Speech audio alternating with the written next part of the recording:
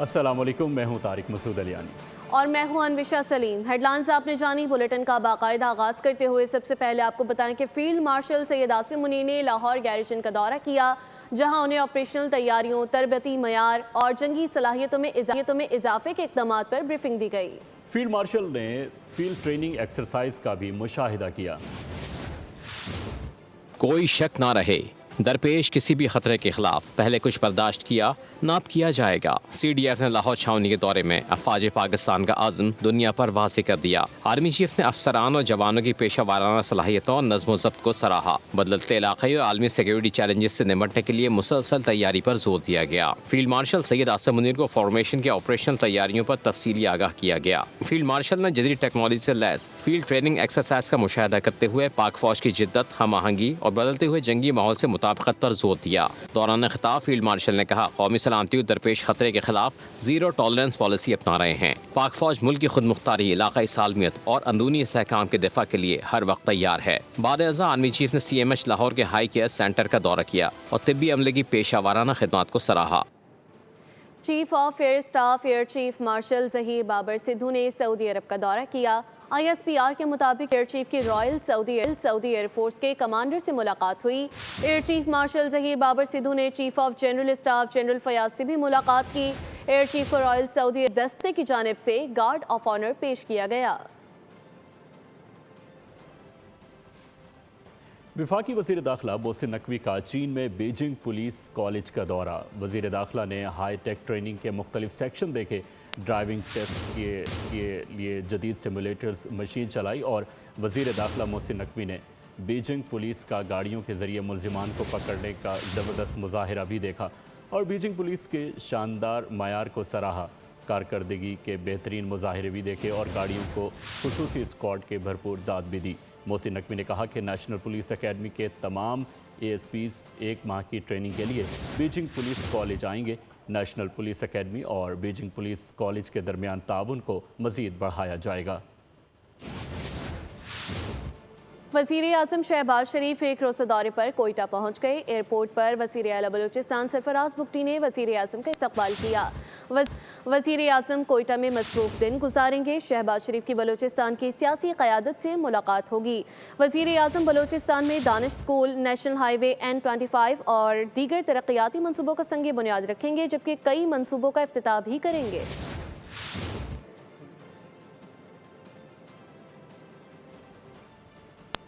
कुछ अनासिर ने एहतजाज के नाम पर रियासत को यरगमाल बनाया, लोगों के इमलाक और रोज़गार को नुकसान पहुँचाया। जलाओ घिराओ और बदअमनी को फितना नहीं तो और क्या कहेंगे। वज़ीर आला पंजाब मरीम नवाज़ का लाहौर में तकरीब से खिताब, कहा कि मुल्क और कौम की सलामती से खिलवाड़ करने की इजाज़त किसी को नहीं दी जाएगी। उन्होंने वाज़ेह किया कि जालिम चाहे किसी भी रंग और नस्ल से ताल्लुक़ रखता हो, रियासत उसे कानून के कटहरे में लाएगी। मज़हब के नाम पर इस किस्म की उन्होंने एक फितना जो है वो उसको फ़रोग दिया और बेरहमी से हमारे माशरे को उन्होंने तार तार किया। एहतजाज के नाम पे उन्होंने रियासत को यरगमाल बनाया और लोगों की इमलाक जला दी गई, लोगों के रोज़गार बंद कर दिए, लोगों के जो आमदोरफ्त के रास्ते जो हैं वो बंद कर दिए। तो अगर ये फितना नहीं है, लोगों की जिंदगी उन पे तंग कर देना, अल्लाह ताला की जमीन लोगों पर तंग कर देना, बेगुनाह लोगों को शहीद करना, उनका खून बहाना, उनके कारोबार को नुकसान पहुंचाना, इमलाक को नुकसान पहुंचाना, स्टेट की अमानत को, अवाम की अमानत को नुकसान पहुंचाना, उनकी गाड़ियों को, मोटर बाइक्स को नजर आतिश कर देना, अगर ये फितना नहीं तो और फितना किसको कहते हैं। जालिम चाहे किसी भी जिन्स से हो, किसी भी रंगो नस्ल से हो, रियासत को उसको कटहरे में ला के खड़ा करना और मजलूमीन को इंसाफ दिलाना रियासत की जिम्मेदारी है, जो रियासत पूरी कुव्वत के साथ करेगी इंशाअल्लाह ताला। दूसरी जानिब कराची शहर में भत्ताखोरी का मुनज़्ज़म नेटवर्क जेल में बनने का इंकशाफ। पुलिस तफ्तीश में मालूम हुआ कि नेटवर्क 2022 में फाल हुआ। कादरी हाउस से गिरफ्तार जवाद उर्फ वाजा और शाहजेब ने सब कुछ बता दिया। वो कहते हैं ना, बगल में बच्चा शहर में ढंडोरा। ऐसा ही कुछ हुआ कराची पुलिस के साथ। भत्ताखोरों को शहर भर में तलाश कर रही थी। पता चला मकरू धंधा कराची सेंट्रल जेल से ही ऑपरेट किया जा रहा है। जी हाँ, SIU के हाथों गिरफ्तार भत्ताखोरी के मुनज़्ज़म नेटवर्क के कारणों से तफ्तीश मुकम्मल कर ली गई। इंकशाफ सामने आया, हिदायत कराची जेल से मिलती हैं। जवाद उर्फ वाजा, शाहजेब और रेहान ने बताया, ज़ेर हिरासत समट काठियावाड़ी से मेरी मुलाकात जेल में हुई। 2022 में बाहर आकर दोबारा नेटवर्क के कारणों से मुलाकातें हुई। माजी में मोबाइल से खरीदो फरोख्त, कार शोरूम्स पर कस्टमर का काम भी कर चुका हूँ। गिरफ्तार मुलजिम शाहजेब ने इंकशाफ किया कि जवाद के कहने पर मुझे रिहान लड़के और सिम्स फराहम करता था। लड़कों को फायरिंग और धमकाने के 50,000 से 1 लाख रुपए दिया करते थे। जवाद और ख्वाजा और शाहजेब को सुन्नी तहरीक के सरबराह के घर कादरी हाउस से गिरफ्तार किया गया था। कराची के इलाके मोहम्मद अली सोसाइटी में रमा बरस की सबसे बड़ी चोरी की वारदात सामने आ गई, जहां मासियां 100 तोले से जायद सोना लूटकर फरार हो गईं। चोरी किए गए सोने की मालियत 4.5 करोड़ रुपए से जायद बताई जा रही है। सफाई करने आई थी, घर साफ करके चली गईं। वारदात बहादुराबाद थाने की हदूद में पेश आई। पुलिस ने मुकदमा दर्ज करके तफ्तीश का आगाज कर दिया। पुलिस के मुताबिक मोहम्मद अली सोसाइटी के एक फ्लैट में काम करने वाली 2 मासियां नादिया और दिलशाद ने मौका पाकर बड़ी वारदात कर डाली। मुद्दई मुकदमा के मुताबिक दोनों मासियों को 1 रोज कबल बिल्डिंग के चौकीदार की जमानत पर मुलाजमत पर रखा गया था। मासियों का आपस में ताल्लुक नंद भावच का बताया जा रहा है। मासियां सुबह काम के लिए आईं और शाम 6 बजे वापस चली गईं। घर की खवातीन रिश्तेदारों के घर से वापस आईं तो कमरे की अलमारियों के ताले टूटे हुए थे। फर्श पर जेवरात के खाली डब्बे बिखरे पड़े थे, जबकि सोने के 6 सेट, अंगूठियां और कड़े गायब थे। पुलिस का कहना है कि वाक़े का मुकदमा दर्ज करके मुल्जिमान की तलाश शुरू कर दी गई है, जबकि मुद्दई ने दोनों घरेलू मुलाजमों के खिलाफ सख्त कार्रवाई का मुतालबा किया है। कराची के मुख्तलिफ इलाकों में फायरिंग और खवातीन की हलाकत के अलग अलग वाक़यात पेश आए। एक जानिब डकैती मुज़ाहमत पर कैशियर जख्मी हुआ तो दूसरी जानिब दो मुख्तलिफ इलाकों से खवातीन की लाशें बरामद हुई हैं। पुलिस ने तहकीकात शुरू कर दी।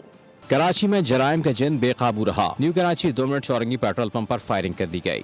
फायरिंग के नतीजे में पंप का कैशियर जख्मी हो गया। वाक़या इब्तदाई तौर पर डकैती के दौरान मुज़ाहमत का शाखसाना बताया जा रहा है। मुल्जिमान वारदात के बाद मौके से फरार हो गए, जबकि जख्मी कैशियर को तशवीशनाक हालत में अब्बासी शहीद अस्पताल मुंतकिल कर दिया गया। दूसरी जानब औरंगी टाउन गुलशन बिहार में एक और दिल दहला देने वाला वाक़या सामने आया, जहां एक खातून की लाश बरामद हुई। पुलिस के मुताबिक मुतवफ़्फ़िया शाहीन 2 बच्चों की माँ थी, जो काफ़ी अरसे से जहनी मसाइल का शिकार थी। अहले खाना के मुताबिक शाहीन रूहानी इलाज भी करवा रही थी और बार बार खुदकुशी की धमकियां भी दे चुकी थी। पुलिस का कहने का आज सुबह शाहीन ने फंदा लगाकर जिंदगी का खात्मा कर लिया। हैरानकुन तौर पर शौहर उसी कमरे में मौजूद था। पुलिस ने वाक़े को मशकूक करार देते हुए तमाम पहलुओं से तहकीकात शुरू कर दी हैं। इसी दौरान क्लिफ्टन ब्लॉक 4 जैसे पौश इलाके में भी खातून की फंदा लगी लाश बरामद हुई। रेस्क्यू के मुताबिक 42 साल अजमा ज़ौजा अरशद की लाश फ्लैट से मिली, जिसे जिन अस्पताल मुंतकिल कर दिया गया। लाहौर के जनरल अस्पताल के ICU में ज़ेर इलाज 21 साला तालिबा फातिमा की हालत में वाज़ेह बेहतरी आ गई है। अस्पताल इंतजामिया के मुताबिक तालिबा को वेंटिलेटर से हटा दिया गया, जबकि ऑक्सीजन सपोर्ट जारी है।